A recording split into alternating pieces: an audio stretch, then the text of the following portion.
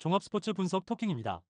10년 이상 실전 경험으로 다져진 스포츠 토토 분석, 배팅 노하우, 데이터 기반 핵심 분석, 최강 배팅 전략까지 아낌없이 공유합니다. 수년간 운영된 분석방 링크는 고정 댓글에서 확인하세요. 그럼 바로 경기 분석 시작합니다. 경기 알아보겠습니다. 네이메헌 포메이션은 3-4-3이며 오가와는 전방에서 연계와 압박 가담을 시도하지만 결정적인 마무리에서 기복이 크다. 체리는 측면 터치라인을 따라 과감한 돌파를 시도하며 하프 스페이스로 침투하는 동료들에게 크로스를 공급한다. 프로퍼는 중원에서 짧은 패스 전환으로 전개를 이어가지만 빠른 템포를 주도하는 능력은 부족해 흐름을 바꾸기 어렵다. 그래서 네이메온의 공격은 체리의 측면 돌파에 지나치게 의존하며 상대 수비가 대비했을 때 쉽게 막힐 가능성이 높다. 특히 후반으로 갈수록 교체 카드의 공격적 영향력도 제한적이라 경기 양상 자체가 단조로워질 수밖에 없다. 알크마르 포메이션은 4-2-3-1이며 페럿은 전방에서 페널티 박스 근처를 노리며 연계와 침투를 동시에 시도한다. 사디크는 순간적인 스피드와 박스 안 돌파로 득점을 노리지만 마무리 안정성이 떨어져 기복이 있다. 미나스는 중원에서 볼을 전개하는 과정에서 빠른 템포의 패스를 활용하며 사디크와 페럿에게 원투 패스를 연결하는 역할을 맡는다. 하지만 알크마르 역시 공격 루트가 제한적이라 주로 박스 근처에서의 짧은 패스 연계 외에는 위협적인 장면이 적다. 결국 알크마르는 공격의 다양성이 부족하고 교체 자원 또한 드라마틱한 변화를 주기 어려운 구조다. 토킹 코멘트 네이메어는 체리의 측면 돌파가 주요 루트지만 지나친 의존으로 인해 전술적 단조로움이 심각하다. 프로퍼의 전개가 안정적이긴 해도 속도를 끌어올리는데 한계가 있어 상대 수비를 무너뜨리기 어렵다. 반면 알크마르는 미난스와 사디크가 원투 패스로 공간을 파고드는 루트는 존재하나 이 역시 반복되는 패턴으로 쉽게 읽힌다. 양팀 모두 교체 자원에서 추가적인 공격적 활력을 기대하기 어렵고 전술의 다변화 부족이 뚜렷하다. 그리고 경기 후반으로 갈수록 체력 부담이 커져 양쪽 모두 수비적 안정에 더 치중할 가능성이 크다. 따라서 전체적인 경기 흐름은 루즈하게 흘러가며 결국 균형이 깨지지 않은 채 무승부로 귀결될 공산이 크다. 토킹 추천 배팅 승무패 무승부 추천 언더오버 언더 강추 다음 경기 알아보겠습니다. 사수올러 포메이션은 4-3-3이며 피나몬티는 전방에서 제공권과 침투 움직임을 동시에 가져가며 공격의 기점을 만든다. 베라디는 측면에서 컷인 슈팅과 크로스를 자유자재로 구사하며 공격의 날카로움을 더한다. 볼로카는 중원에서 템포를 조절하고 롱패스로 공격 전환을 시도하지만 압박 강도가 강할 때는 쉽게 흔들리는 약점을 드러낸다.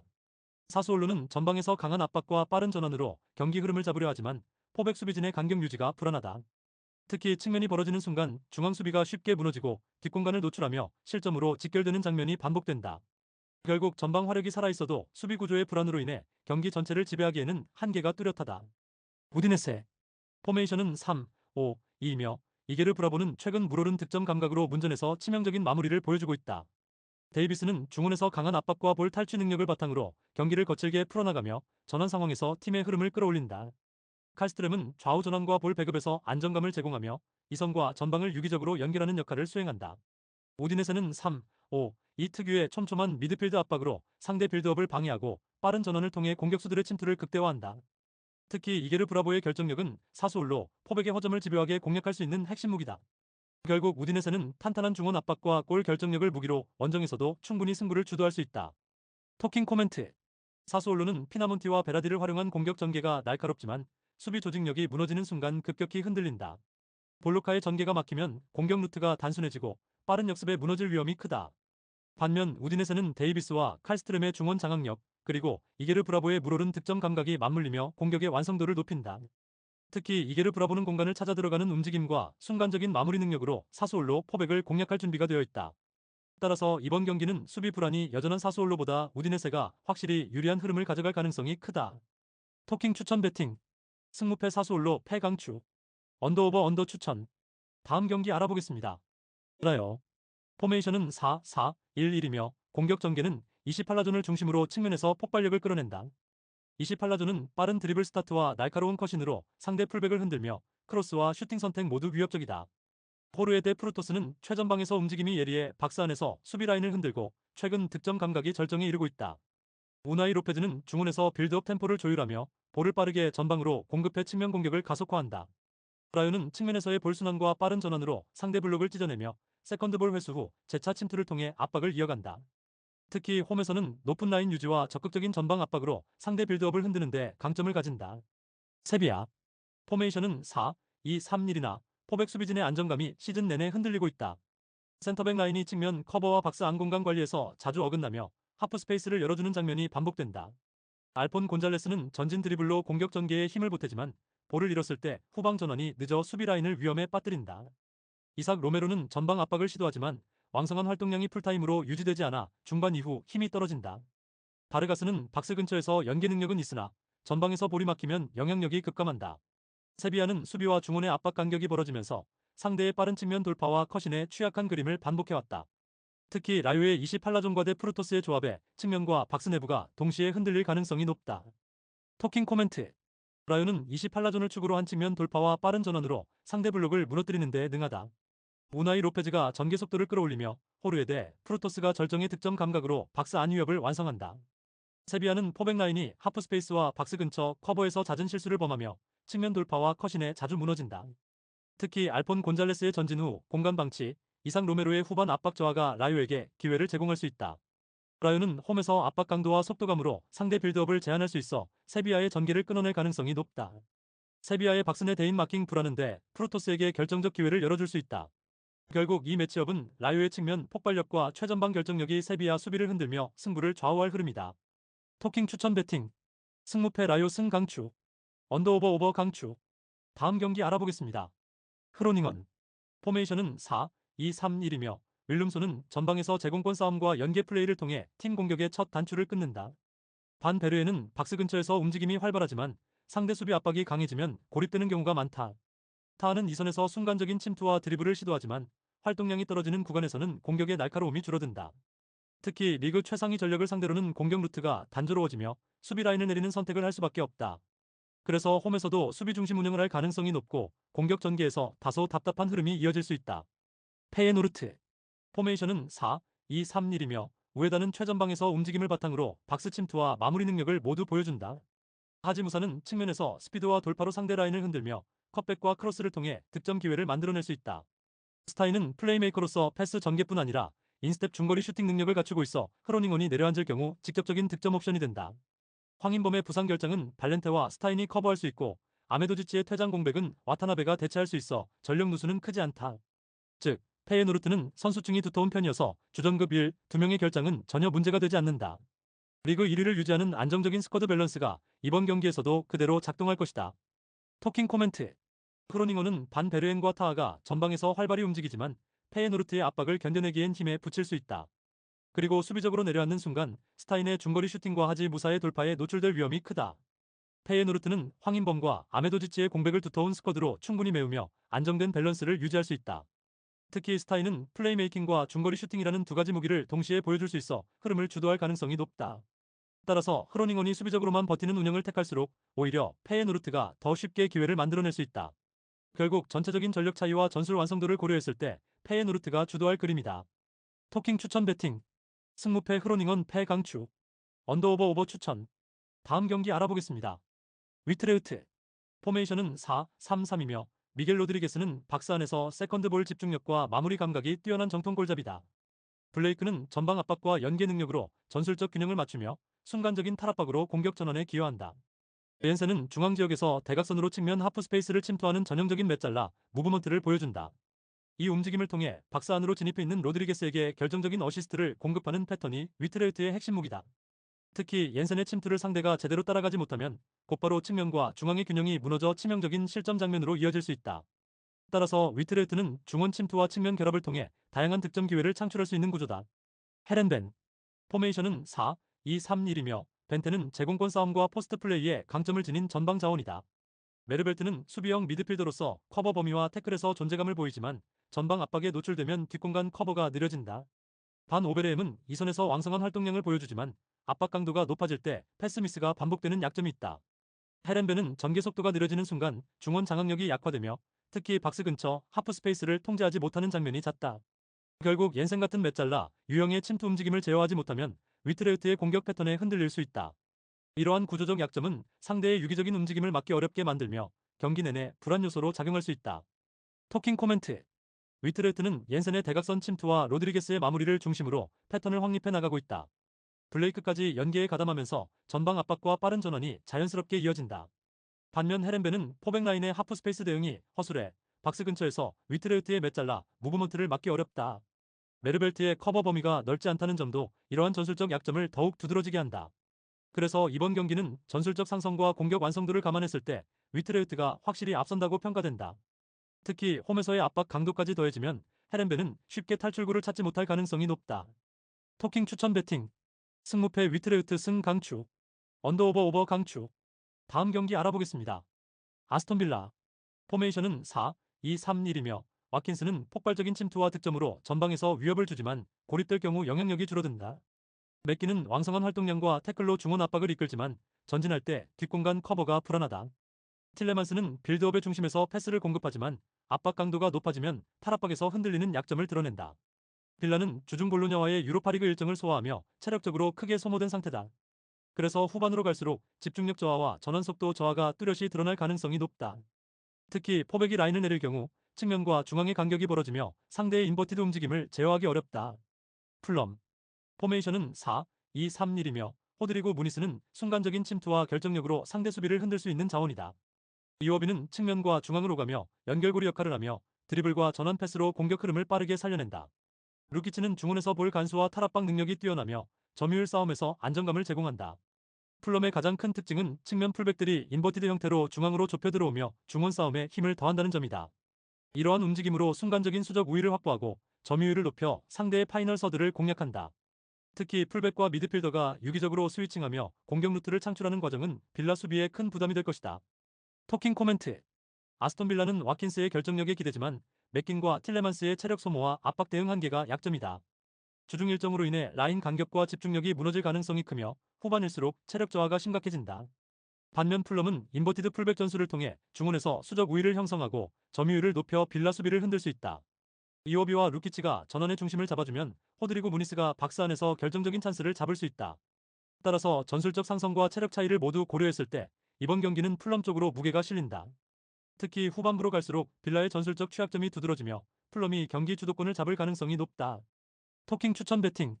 승무패 아스톤 빌라 패 강추. 언더오버 언더 추천. 다음 경기 알아보겠습니다. AS 로마. 포메이션은 3-4-3이며 퍼거스는 전방 압박과 연계 플레이를 동시에 수행하며 공격 템포를 끌어올린다.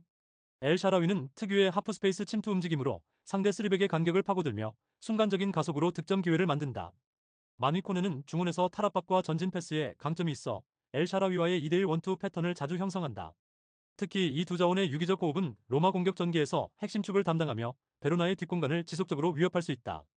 또한 측면 윙백들의 오버래핑이 더해지면 공격 루트가 다층적으로 형성되어 상대 수비가 종적 횡적 간격을 동시에 관리하기 어렵다. 그래서 로마는 경기 내내 주도권을 잡고 베로나를 압박하는 흐름을 이어갈 수 있다. 베로나. 포메이션은 3-5-2이며 지오바네는 전방에서 순간적인 침투와 활동량으로 반격을 노린다. 브라다리치는 좌측에서 크로스와 빌드업 연결을 담당하지만 수비 전환 시 뒷공간 커버에 한계가 있다. 세르다르는 중원에서 전진성과 압박을 동시에 시도하지만 로마의 빠른 템포에 밀릴 경우 패스 차단과 위치 선정에서 어려움을 겪을 수 있다. 베로나는 기본적으로 수적 우위를 바탕으로 중원 밀집을 시도하겠지만 로마의 하프 스페이스 공략에는 쉽게 노출될 가능성이 크다. 특히 3백 간격이 벌어지는 순간 엘 샤라위와 코네의 원투 패턴에 흔들리며 반복적인 실점 위기를 맞이할 수 있다. 그래서 이번 원정에서는 수비 집중력을 끝까지 유지하지 못하면 승점을 챙기기 어려울 것이다. 토킹 코멘트. AS 로마는 엘 샤라위의 하프 스페이스 침투와 마뉘 코네와의 원투 패턴을 통해 공격 전개에 날카로움을 더하고 있다.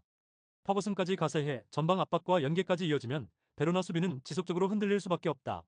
반면 베로나는 중원 밀집을 통해 균형을 맞추려 하지만 로마의 빠른 템포와 측면 오버래핑에 대응하기 어렵다. 특히 3백 뒷공간은 경기 내내 압박을 받을 수 있으며 후반으로 갈수록 수비 간격이 더 벌어질 위험이 크다.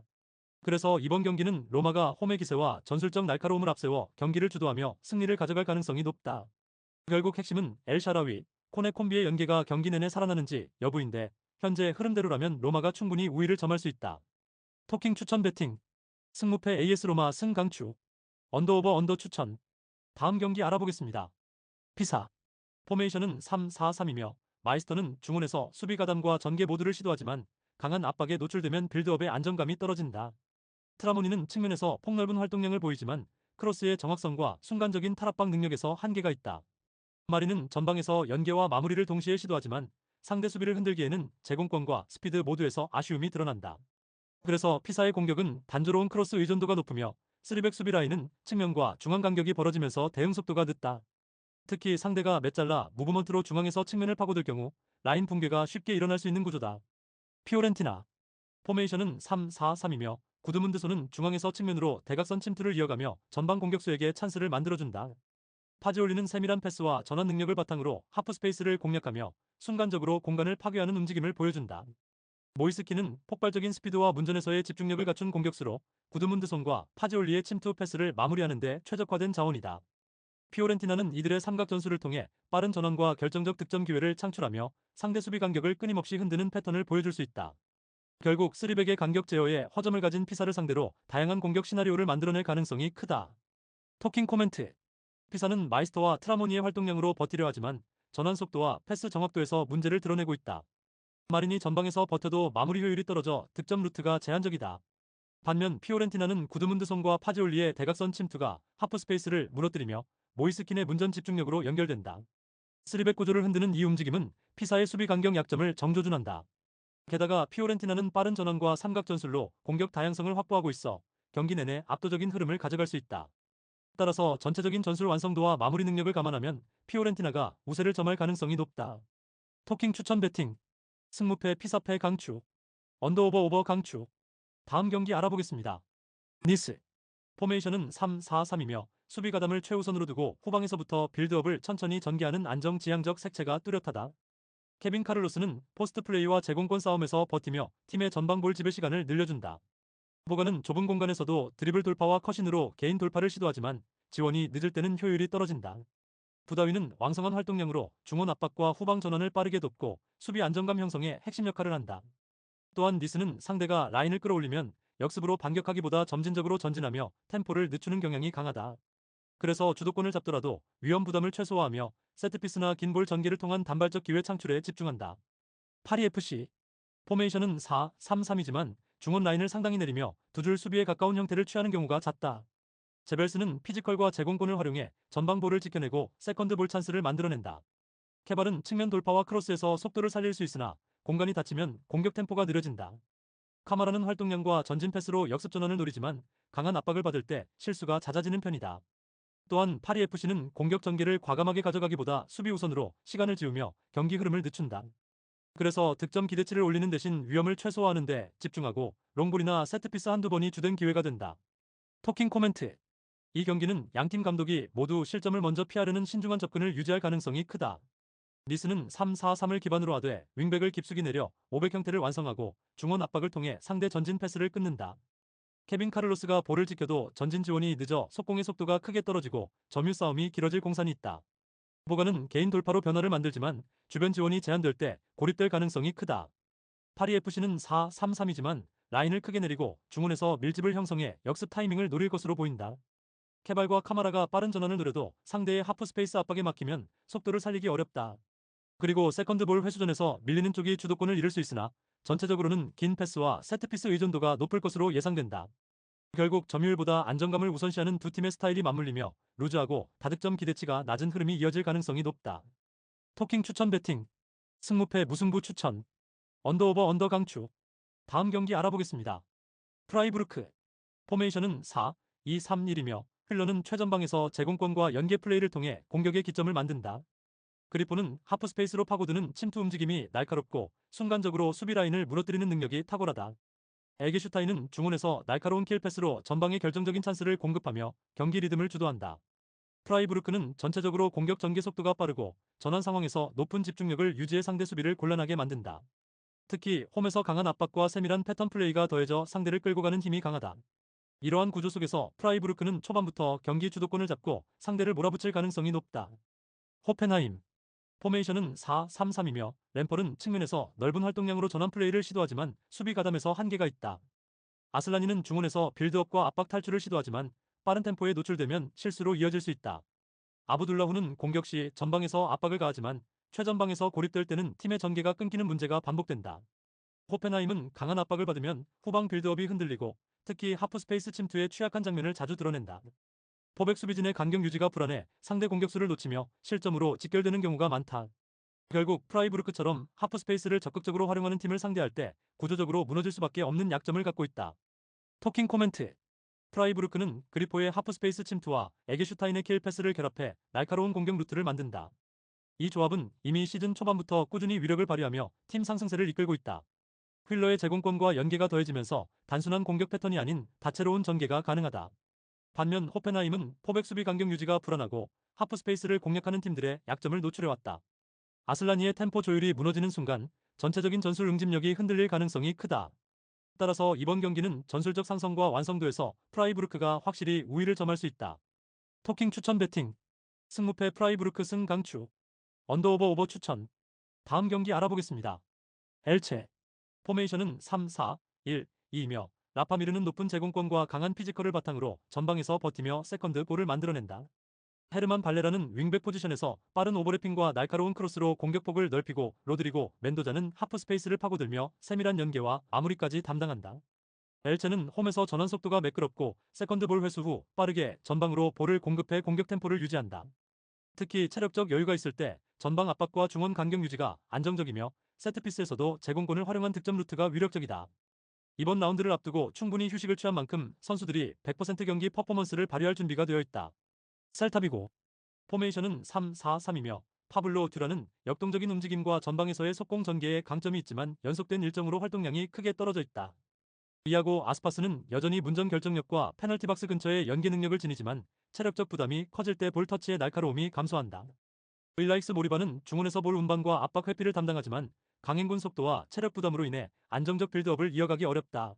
셀타비고는 유로파리그 독일 원정 슈투트가르트전을 마친 뒤 며칠 쉬지 못한 채 이번 경기 원정을 떠나야 하는 강행군 일정을 소화 중이다. 체력적으로 방전된 상황에서는 감독이 설계한 전술을 선수들이 온전히 구현하기 어렵고 후반부로 갈수록 전환 속도와 압박 강도가 급격히 떨어질 수 있다. 토킹 코멘트. 엘체는 홈 이점을 바탕으로 전방 압박과 안정된 빌드업을 통해 경기 주도권을 가져갈 수 있다. 라파미리의 제공권을 활용한 세컨드볼 싸움과 하프스페이스를 공략하는 멘도자의 연계, 발레라의 날카로운 측면 오버래핑은 셀타비고의 느슨해진 수비를 무너뜨릴 무기다. 특히 이번 경기에서 엘체 선수들은 충분한 휴식으로 체력적 이점을 갖추고 있어 경기 내내 높은 활동량과 압박 강도를 유지할 수 있다. 반면 셀타비고는 유로파리그 독일 원정 후 짧은 회복 시간 속에 연속 원정을 치러야 하며 체력 방전으로 인해 감독의 전술적 디테일을 온전히 실현하기 어려운 상황이다. 후반부로 갈수록 중원 간격이 벌어지고 전방 압박이 느슨해질 가능성이 높아 엘체가 공간을 활용해 결정적인 찬스를 만들어낼 여지가 크다. 세트피스에서도 엘체가 제공권과 팝포스트 공략으로 확실한 우위를 점할 수 있는 구도가 형성되어 있다. 토킹 추천 배팅. 승무패 엘체 승 강추. 언더오버 언더 강추. 다음 경기 알아보겠습니다. 텔스타. 포메이션은 3-4-3이며 해틀리는 전방에서 폭넓은 움직임으로 상대 수비 라인을 계속 흔들며 압박과 연계까지 책임진다. 브라우어는 중원에서 왕성한 활동량과 거친 압박으로 볼을 탈취하고 빠른 전환을 통해 공격 템포를 끌어올린다. 로세는 측면에서의 돌파와 크로스로 상대 수비를 뒤흔들며 세컨드 볼까지 집요하게 따라붙어 위협적인 장면을 만든다. 특히 휴식을 충분히 취한 선수단이기 때문에 전력 투구가 가능하고 경기 후반에도 에너지 레벨을 유지하며 압박 강도를 유지할 수 있다. 결국 텔스타는 상대가 체력적으로 흔들릴 시점에 더욱 날카로운 압박과 속공으로 경기 주도권을 가져올 가능성이 높다. 고 어헤드 이글스. 포메이션은 4-2-3-1이며 에드바르드세는 페널티 박스 근처에서 공간을 찾아 마무리를 노리는 유형이지만 체력적으로 피로가 누적된 상태다. 마가렛은 중원에서 빌드업과 템포 조율을 담당하지만 강행군으로 인해 기동력이 떨어지며 압박 회피 능력이 둔화된다. 브렘은 측면에서 과감한 돌파를 시도하지만 경기 내내 집중력 유지가 힘들어 후반으로 갈수록 날카로움이 떨어진다. 유로파리그 원정 이후 곧바로 리그 경기를 치르는 일정은 선수단 전반의 피로도를 누적시키며 경기 집중도와 전술적 완성도를 떨어뜨릴 수밖에 없다. 그래서 경기 후반부에는 라인 간격이 무너지고 수비 집중력이 흔들리며 치명적인 실수를 범할 가능성이 높다. 토킹 코멘트. 텔스타는 휴식 이점을 앞세워 브라우어의 왕성한 활동량과 로센의 측면 돌파를 적극적으로 활용할 수 있다. 해틀리가 전방에서 압박과 마무리를 동시에 수행하면서 경기 후반에도 흔들림 없는 퍼포먼스를 이어갈 수 있다. 반면 고 어헤드 이글스는 유럽 대회를 병행하며 강행군 일정을 소화 중이라 팀 전체가 피로 누적에서 벗어나지 못하고 있다. 마가렛과 브렘 같은 핵심 자원들이 평소에 폭발력을 보여주지 못할 가능성이 크고 후반에는 수비 전환 속도까지 급격히 떨어진다. 결국 체력 대비해서 뚜렷한 차이가 발생하는 만큼 이 경기는 텔스타가 경기 내내 에너지 레벨을 유지하며 역배를 실현할 수 있는 그림이다. 토킹 추천 배팅. 승무패 텔스타 승 강추. 언더오버 언더 추천. 다음 경기 알아보겠습니다. 앙제. 앙제는 이번 시즌 안정적인 수비 블록을 구축했지만 전방에서의 창의성이 크게 떨어지고 있다. 체리프는 포스트업과 연계 플레이로 이선의 움직임을 이끌지만 결정적인 슈팅 임팩트는 부족하다. 르폴은 후방에서 빌드업을 책임지며 볼 소유를 안정시키지만 빠른 전환 속도에서는 한계를 드러낸다. 벨크딤은 넓은 활동량을 통해 박스안까지 도달하려 하지만 마무리 단계에서 정확도가 떨어진다. 팀 전체적으로 점유율을 유지하면서도 상대 박스 근처에서 돌파구를 찾지 못하고 세트피스 역시 유효타로 연결되지 않는 경우가 많다. 그래서 공격 전개는 길게 이어지지만 실제 유효 슈팅으로 마무리되는 비율은 매우 낮다. 브레스트. 브레스트는 측면 돌파와 크로스를 기반으로 한 4-3-3 전술을 유지하지만 마무리 단계에서의 효율성이 떨어지고 있다. 아조르크는 제공권과 포스트 플레이로 볼을 지켜내지만 박스 외곽 움직임이 제한적이라 공격의 폭이 좁아진다. 델 카스티오는 드리블 돌파와 크로스로 활로를 열지만 최근 경기력 기복으로 결정적인 찬스 메이킹이 적다. 마그네티는 중원에서 볼 운반을 담당하지만 페널티 지역으로 연결되는 전진 패스가 날카롭지 못하다. 결국 브레스트는 볼을 점유하더라도 상대 박스 안에서 유의미한 슈팅을 만들어내지 못하고 세컨드볼 대응에서도 약한 모습을 보인다. 후반으로 갈수록 공격 전개가 느려지며 점유율만 지키는 답답한 양상이 반복된다. 토킹 코멘트. 앙제는 미드필드를 두텁게 세워 점유율을 확보하지만 마지막 박스 안 마무리 능력이 떨어져 득점 기대값이 낮다. 그래서 전방에서 체리프가 연계의 중심을 맡지만 날카로운 슈팅으로 연결되지 않아 효율이 크게 떨어진다. 브레스트는 좌우 돌파와 크로스로 변화를 시도하지만 피니시가 제대로 따라주지 않으면서 위협적인 장면이 드물다. 그리고 플랜 B 공격 루트가 없어 전술적 유연성이 떨어지고 상대가 중앙을 봉쇄하면 대안 없이 답답한 전개가 이어진다. 반면에 후반으로 갈수록 두 팀 모두 안정적인 수비 블록을 우선하며 템포가 느려져 공방전만 반복될 가능성이 높다. 결국 결정력 부족과 전술적 다양성 부재가 맞물리며 저득점 양상이 유력하다. 토킹 추천 배팅. 승무패 무승부 추천. 언더오버 언더 강추. 다음 경기 알아보겠습니다. 릴. 포메이션은 4-2-3-1이며 지루는 높은 타점의 포스트 플레이로 공중전에서 우위를 점하고 페널티 박스 안에서는 침착한 결정력으로 마무리를 책임지고 있다. 하랄소는 빠른 돌파와 컷신으로 측면을 흔들며 코레이아는 역습 전개에서 속도와 드리블로 공간을 파고들어 전방 템포를 높인다. 리은 특히 세트피스에서 코너킥마다 팝포스트로 침투하는 제공권 자원들을 활용해 다양한 득점 패턴을 만들어낸다. 이러한 전술은 상대 수비를 끌어내면서 두 번째 볼을 노리는 2차 공격까지 연결되는 강점을 지닌다. 최근 홈에서는 전방 압박과 세컨드볼 회수가 안정적이며 빌드업 역시 끊김없이 이어지며 공격 템포를 유지하고 있다. 수비적으로는 블록을 촘촘히 유지해 중원에서부터 상대의 템포를 늦추는데 강점을 보여준다. 리옹. 포메이션은 4-2-3-1이며 미카우타제는 전방에서 날카로운 슈팅 감각으로 한 방을 노리지만 지속적인 압박을 받을 때 고립되는 경향이 있다.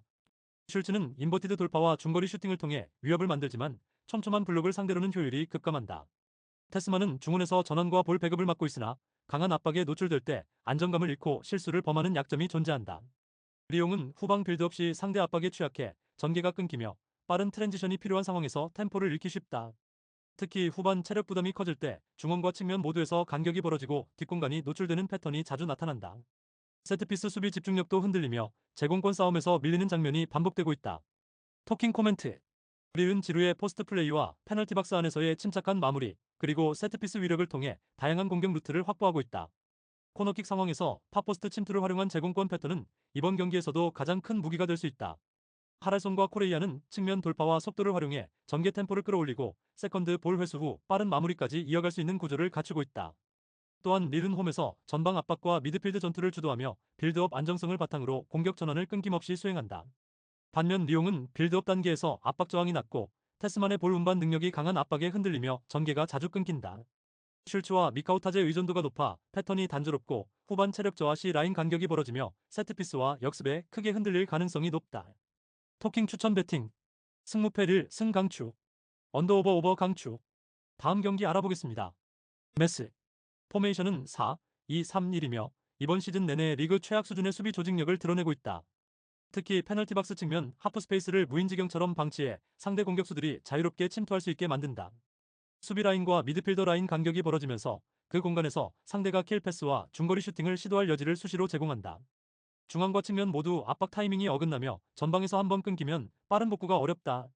빌드업 과정에서의 볼 소유 불안정이 잦아 역습 허용 빈도가 높고 세컨드볼 대처도 느려 추가적인 실점 위험을 키운다. 특히 홈 경기에서도 안정감이 전혀 유지되지 않으며 수비와 중원 사이의 전환 속도가 한 박자 늦어지는 패턴이 반복된다.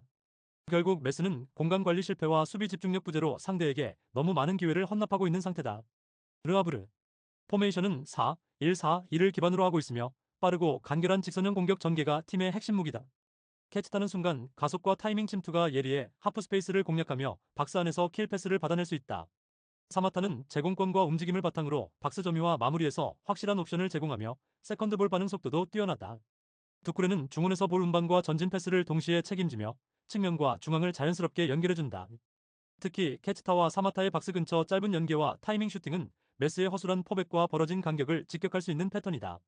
르아브르는 전환 상황에서 직선적으로 속도를 올리며 무질서한 수비를 빠르게 무너뜨리는 능력을 이미 여러 차례 입증했다.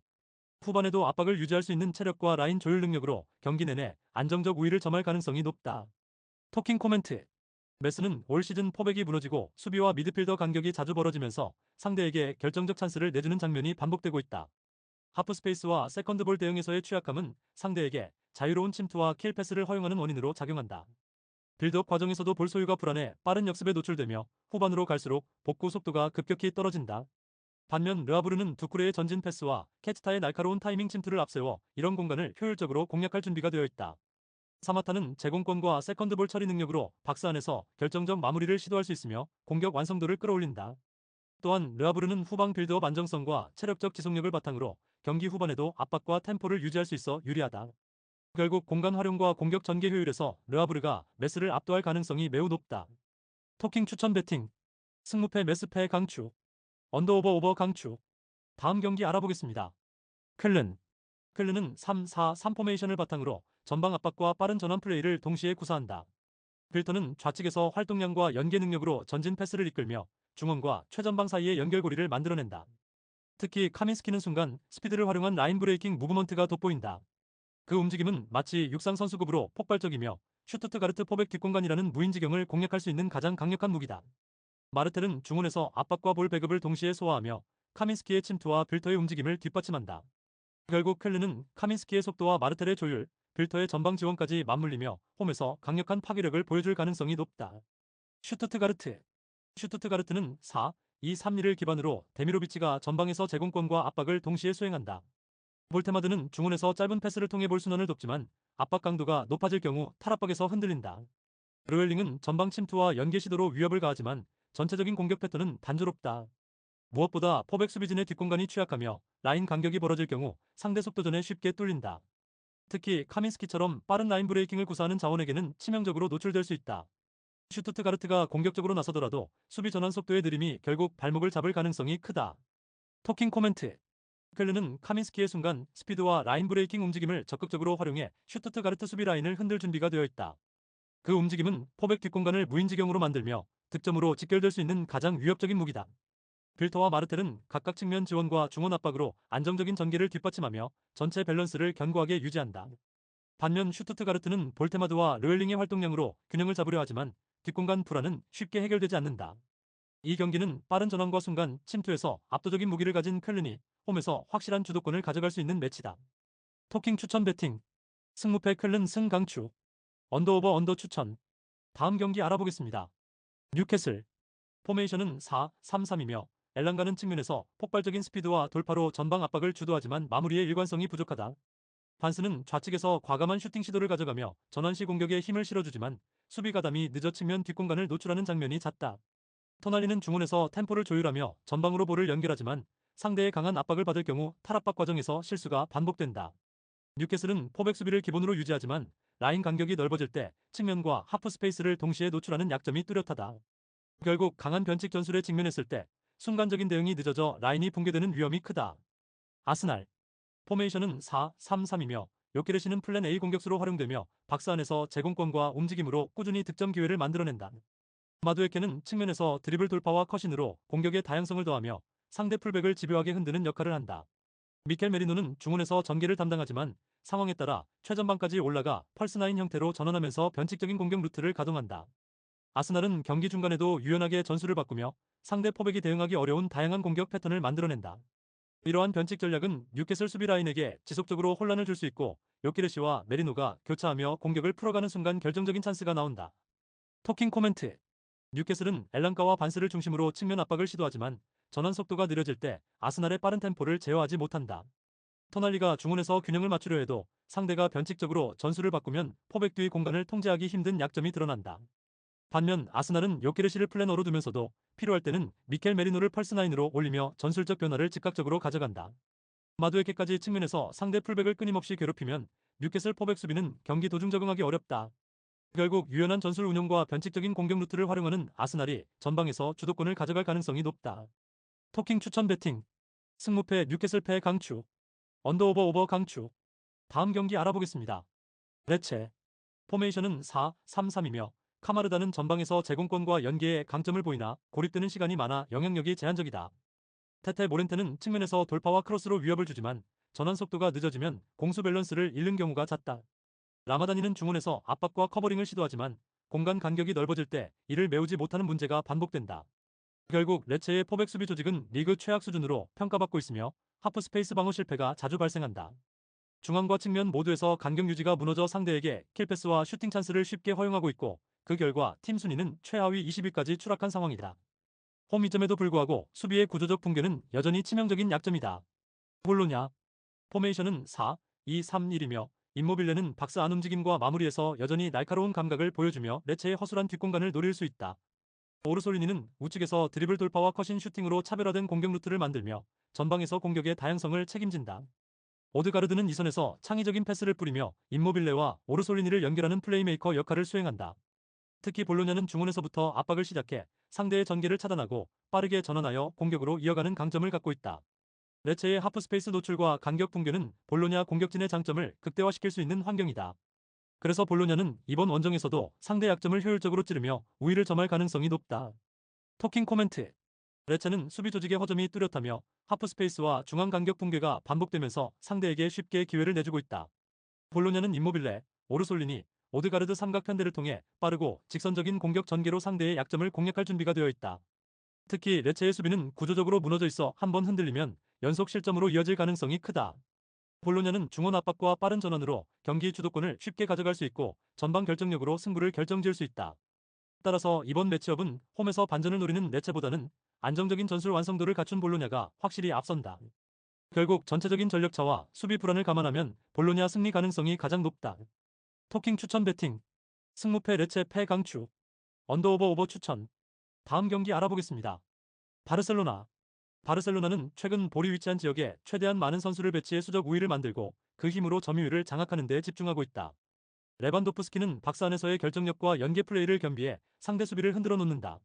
페란 토레스는 측면에서 안쪽으로 침투하며 볼 소유를 유지한 뒤 슈팅 전환을 노리고 순간적인 공간 침투가 날카롭다.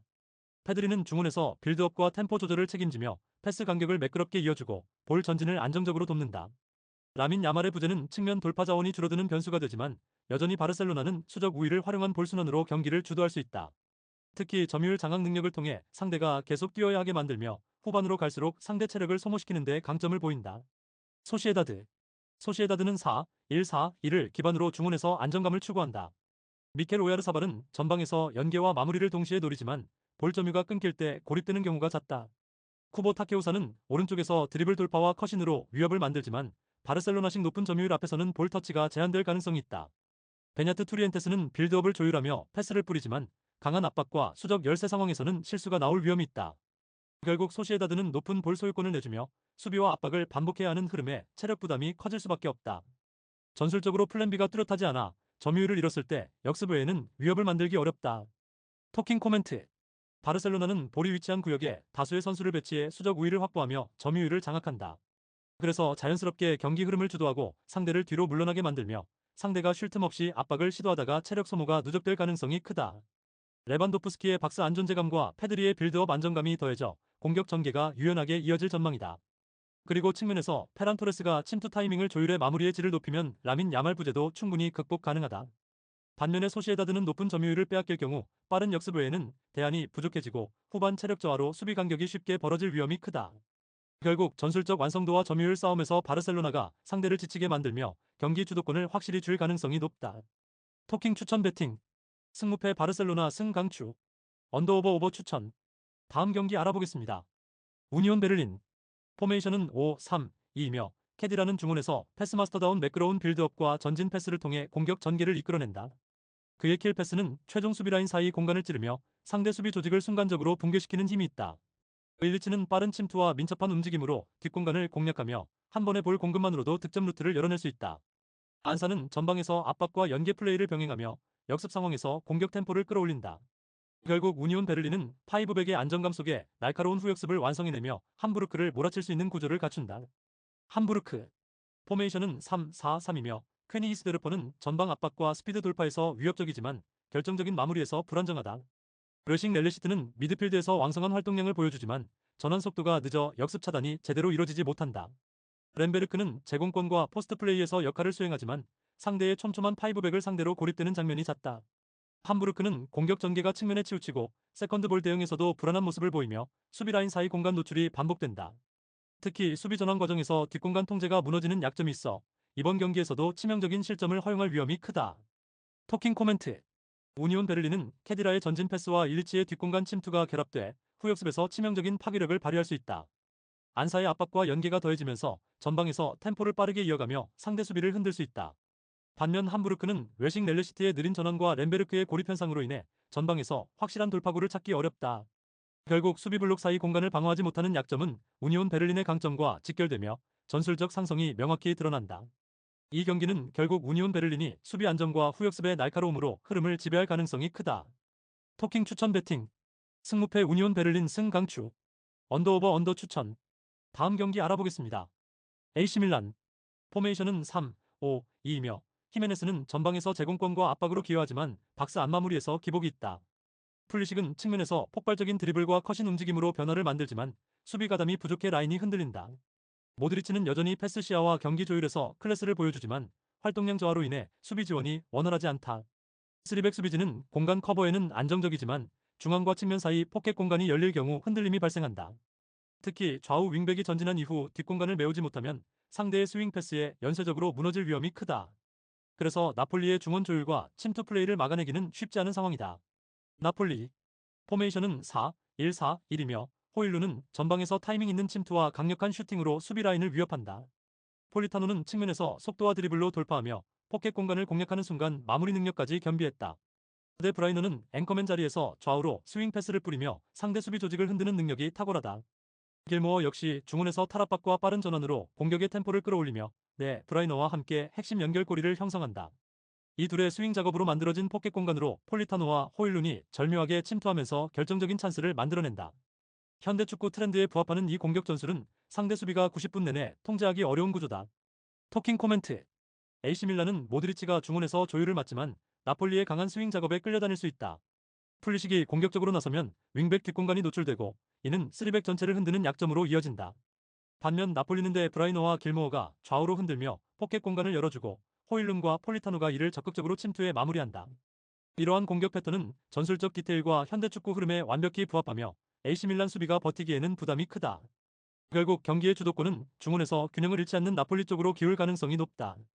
특히 후반으로 갈수록 공간이 더 커지면 나폴리의 결정력이 더욱 빛을 발할 수 있다. 토킹 추천 배팅 승무패 AC밀란 패 강추 언더오버 오버 추천 다음 경기 알아보겠습니다. 스타드렌 스타드렌은 3-5-2 전형을 가동하며 중원 숫자를 활용해 점유율과 전진 속도를 동시에 확보한다. 론지에는 메잘라 특유의 대각선 침투로 측면과 하프 스페이스를 동시에 공략하며 이 과정에서 무사 알타마리에게 결정적인 어시스트를 공급하는 핵심 축으로 움직인다. 무사 알타마리는 빠른 스프린트와 돌파, 박스 안에서의 순간 마무리 능력으로 상대 3백을 흔들 수 있는 공격 자원이다. 블라는 후방과 중원을 잇는 빌드업의 안정감을 책임지며 세컨드 볼 회수와 볼 간수 능력으로 공격 템포를 유지한다. 스타드렌은 홈에서 전방 압박을 적극적으로 사용하며 측면과 하프 스페이스를 파고드는 유연한 패턴으로 상대 수비를 무너뜨리고 있다. 특히 랑스가 3백을 유지하는 상황에서 측면 전환 속도가 늦어질 때 빠른 침투형 자원들이 결정적 찬스를 만들어낸다. 랑스 랑스는 3-4-3 전형을 유지하며 점유율 기반의 빌드업으로 경기를 풀어간다.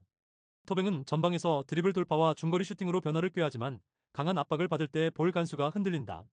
사이드는 이선에서 연계와 전진 패스를 시도하나 템포를 유지하는 능력이 부족해 강한 전방 압박 앞에서는 쉽게 끊기는 패턴이 있다. 신라는 박스 근처에서 연계와 세컨드볼 대응 능력은 좋지만 제공권 경합에서 약세를 보이며 타이밍 싸움에서 자주 밀린다. 랑스는 점유율을 기반으로 하지만 전환 속도가 느려 중원에서 수적 우위를 쉽게 내주고 측면 수비 전환 역시 매끄럽지 못하다. 토킹 코멘트 스타드렌은 3-5-2 전형을 기반으로 론지에의 대각선 침투와 알타마리의 박스 침투를 중심에 둔 전술 완성도를 높여가고 있다. 특히 랑스의 3백은 측면과 하프 스페이스 동시 공략에 약하며 전환 수비 속도가 느려 빠른 침투형 자원에게 치명적 약점을 노출할 수 있다. 블라가 빌드업을 안정적으로 조율하고 전방 압박이 성공적으로 작동한다면 홈팀이 경기의 주도권을 완전히 가져갈 가능성이 높다. 반면 랑스는 점유율 유지가 흔들릴 때 전개 템포가 급격히 느려지고 측면 수비 전환이 늦어 스타드 렌의 공간 침투를 제어하기 어려울 것으로 보인다. 그래서 홈팀은 전방 압박으로 랑스의 첫 빌드업을 무너뜨리고 중원에서 수적 우위를 확보해 빠른 전환 공격으로 찬스를 만들 수 있다. 그럼에도 불구하고 랑스가 지나치게 점유율에 집착하면 템포가 무너지고 뒷공간이 더 넓어질 수 있어 스타드 렌이 이를 결정타로 활용할 가능성이 크다. 토킹 추천 배팅 승무패 스타드 렌 승 강추 언더오버 오버 추천. 다음 경기 알아보겠습니다. 베티스. 베티스는 4-2-3-1 전형으로 점유를 만들지만 유로파리그를 소화한 직후라 회복 구간이 짧아 전반 압박 강도가 떨어질 수 있다. 로셀소는 전진 패스로 템포를 끌어올리지만 파이널 서드에서의 연속 액션은 체력 저하로 빈도가 줄어들 가능성이 크다. 로드리고 리켈메는 하프 스페이스 침투와 마무리 선택이 장점이나 이스코 부상 공백으로 이선 창의성이 낮아지며 패턴 다양성이 제한된다. 에르난데스의 왕성한 압박 가담도 일정 누적으로 스프린트 횟수가 줄어들면 전원 수비 리커버리가 늦어지는 문제가 발생한다. 결국 베티스는 중원 커버 범위가 좁아지고 측면 전환 대응 속도가 늦어져 뒷공간을 노출할 위험이 높다. 오사수나. 오사수나는 3-4-3 전형에서 빠른 직선 전개로 상대 라인을 수직으로 가르며 찬스를 만든다. 부디미르는 박스 점유와 제공권에서 강점을 보이며 근거리 크로스에 대한 니어포스트 러닝과 세컨드 볼 대응이 날카롭다. 아이마르 오로즈는 전환 시 1.5선에서 볼을 붙잡아 탑과 윙을 동시에 살리는 분배를 수행하며 루벤 가르시아는 와이드 지역에서 얼리 크로스로 타이밍을 앞당긴다. 오사수나는 전방 압박 트리거를 간결히 두고 탈압박 실패를 유도해 짧은 거리에서 슈팅으로 연결하는 결속력이 뛰어나다. 토킹 코멘트. 베티스는 촘촘한 일정 탓에 전환 국면에서 첫 스프린트 반응이 늦고 라인 리커버리 구간이 늘어나며 파이널 서드의 밀도가 흔들릴 수 있다. 반면 오사수나는 부디미르를 축으로 한 직선적 마무리와 얼리, 크로스로 수비 라인의 등을 먼저 잡는 설계가 강점이다. 이스코 부상으로 베티스의 이선 창의성이 낮아지면 로셀소 리켈메의 부담이 커지고 이는 후반으로 갈수록 패스 속도 저하로 이어진다. 그래서 오사수나는 전방 압박과 세컨드볼 회수에서 우위를 만들며 짧은 페이스업으로 박스 점유를 선점할 가능성이 높다. 그럼에도 불구하고 베티스가 홈에서 점유를 잡더라도 결정적인 순간의 수직성은 오사수나 쪽이 더 날카롭게 살아날 그림이다. 그리고 후반 70분 이후 체력 저하 구간에서 베티스의 측면 전환 대응이 늦어질수록 부디미르의 타깃 플레이가 더욱 위력적으로 체감될 것이다. 토킹 추천 배팅 승무패 베티스 패 강추 언더오버 언더 추천. 구독, 좋아요, 알림 설정. 토킹 가족방에서 더 많은 혜택을 만나보세요. 가족방은 고정 댓글의 링크를 통해 문의하세요. 감사합니다.